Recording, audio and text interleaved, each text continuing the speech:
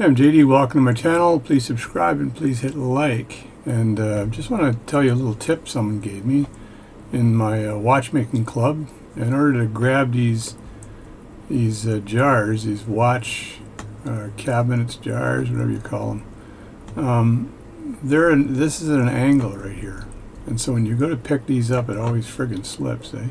So what this guy I know does is he takes a file and just roughens the edges up, so that the whole things are now rough, or the edges are now rough, so when he lifts it up, he's got a good grip on it. So that was a great tip. Anyway, thanks for watching my videos, and I'm going to finish this off today. And this is the Hamilton 992 beautiful pocket watch. I did a lot of work on this one, and I had to figure out how to get the screw out of the hole here on the balance cock. So I've got to first go screw hunting to find a replacement screw that would fit nicely into this slot that's in there before I can reassemble the whole thing. Otherwise, it's not going to work. So let's just go look for a screw.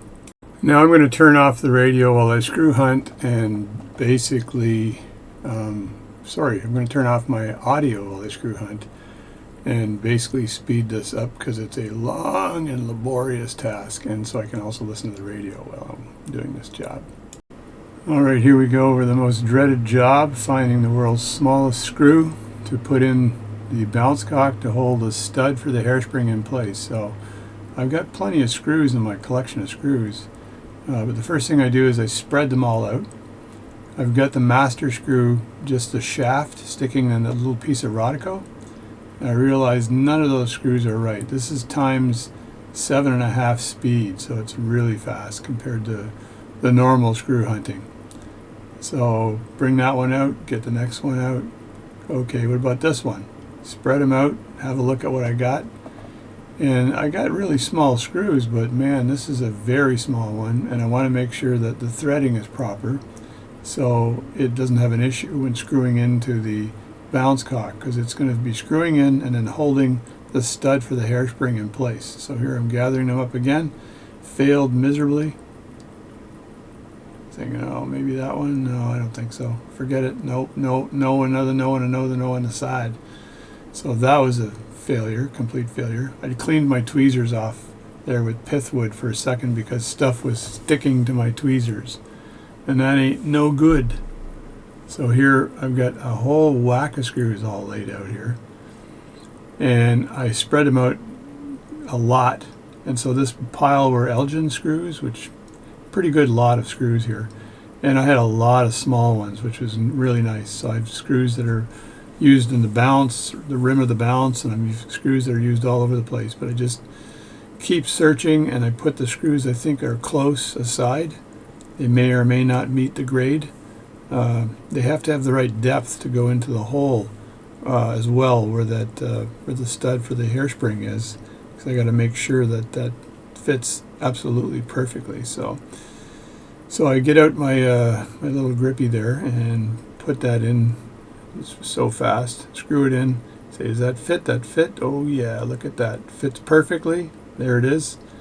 And so that's the perfect size screw. And now all I got to do is put all this stuff back. It's really funny watching me put this back at 7 times speed. It's the world's most amazing job putting screws back in a case. So that's pretty much what I did. I realized I should be putting this on a business card. This is a business card from my dad and his band, my mom and dad and their band from years ago. That's it.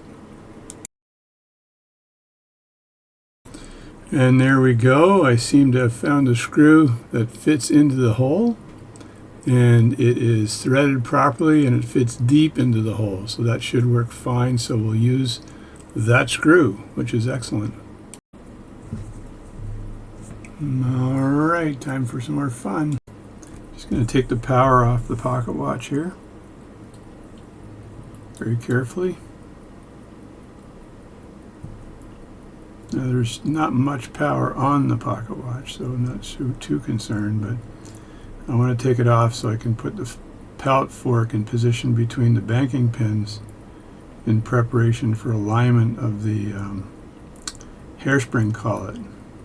So this is the method I use, but others probably use different methods. Who knows? So now I've got this here, and I just want to look down here, and as I rotate this forward, there's good alignment there, and now I need to put the balance cock down on here and just make a note of where that hairspring would be. Should do this properly with my glasses.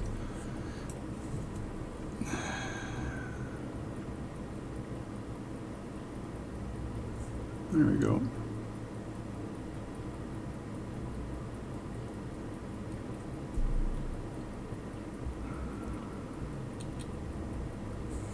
And there it is. So that's the new balance is now in place. You can see it's moving nice and freely, actually. That's good news. Let me see if the there is perfect bead error right there.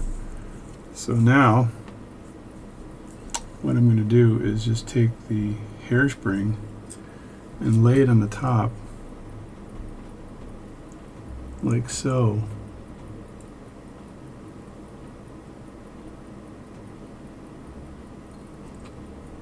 Or maybe not like so. Jeez.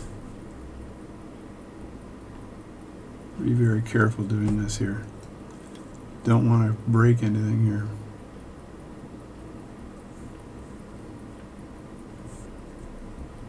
Just trying to maneuver this so it's sitting the right way on top of the watch here.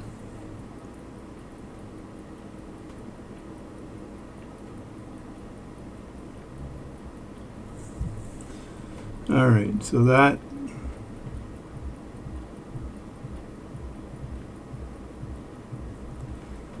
there we go.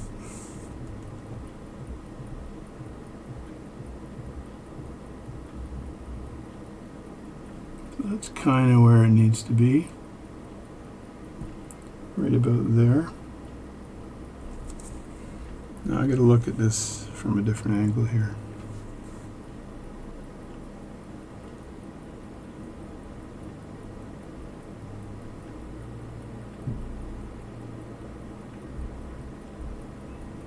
Kind of right there would be a good position. So now I'm going to take a Sharpie and just touch the rim of the balance ever so slightly. So I can use a red Sharpie, it won't matter. And the problem with this is that the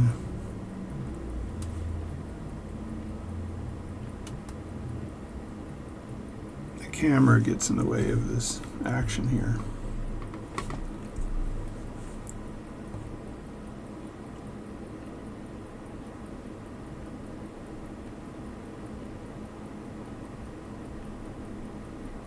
So right about there is perfect. It's right on the edge of the rim.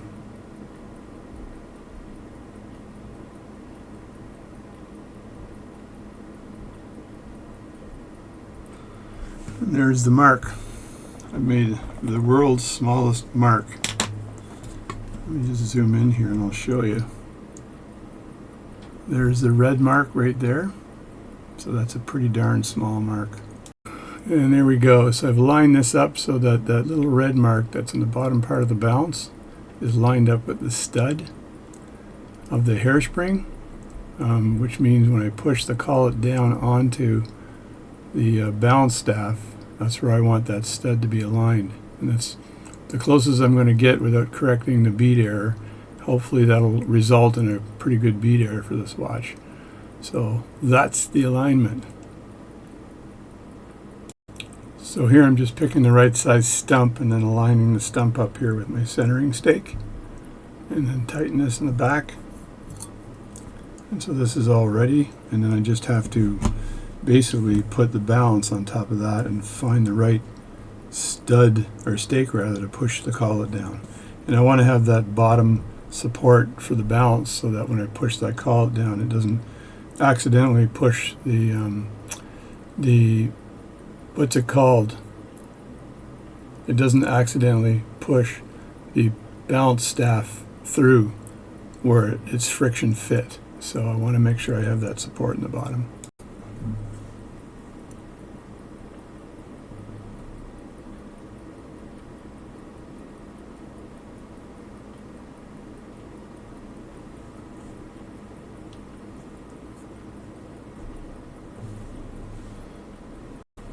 Now I'm just seeing what size stake I need to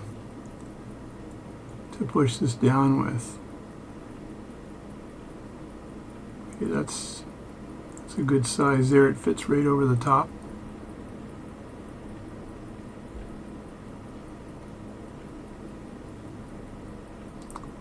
There we go. Now I just need to place the balance on top. I actually meant the hairspring.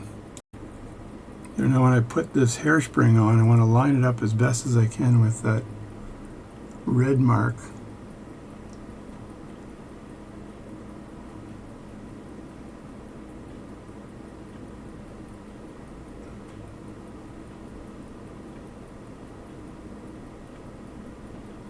Just sort of let it go like that. And see how that's aligned. Kind of has to go a little bit counterclockwise.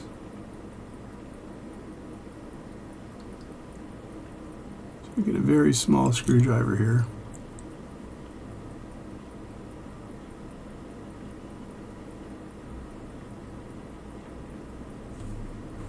And I want to move that counterclockwise just a tad.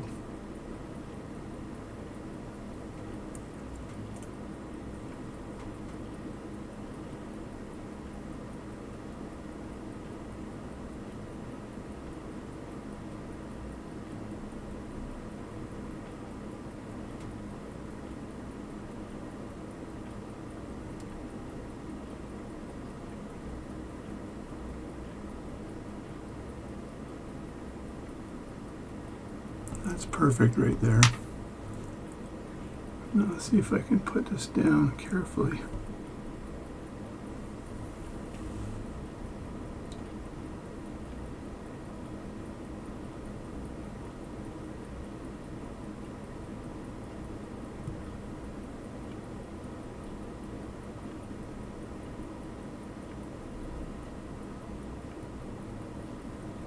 And there we go. So now the hairspring is on, and that stud is pretty nicely aligned. So let me just take this up here, get this out of the way, and show you what I got. So it's not too bad right there. The alignments could go a little bit to the other way, just a tad. I could do that with my screwdriver right now. Move that counterclockwise just a bit so I get perfect alignment. But I'll likely have to correct the bead error anyway. There, now it's really well aligned with that red dot. So that's pretty good right there. Now I'll assemble the balance hairspring onto the balance cock, but I'll use my stereo microscope for this. So I've now completed what I call the hellish job of getting the balance back onto the hairspring and balance cock. So now I'm going to put a wind in the watch and see if any of this stuff will run. So here I'm just winding the watch up a bit. I want to put a bit of a wind on it and then make sure the pallet fork is on the right side. And I'm just hoping this watch will run. It's the only thing you can do when you do this kind of work. You put the watch back together, is hope it runs. Now I'll move the pallet fork to the inside. That's the way I like to do it. There we go, snap to the inside. And now I've got to grab the balance. It's always tricky because it's not built to be grabbed. And there's the balance there with the, the balance complete, I'll say. And just flip this around here. grab with my tweezers. You can't see this right now. And I want to put that into the watch. And to do that, I've got to tip the watch just a bit. And I want to enter it from this side. Like so. Tip the watch and see if I've got, and there we go. And good news is it is friggin' ticking. So that is excellent news. That means everything is kind of in place. I'll put the screw back here. Looks like it's getting pretty decent amplitude too. So that's good news for Wayne 1. So the watch is now, after long working, and the new screw is in place right there, and that's where the stud is coming out, and it looks like it's ticking very nicely. So I'm just, the other thing I pray for is when I do this is that the balance staff isn't too long. Because if the balance staff is too long, then I've got to figure out what to do next. I need the right screwdriver to do this job here. I want to put a little tiny bit of pressure on the top here.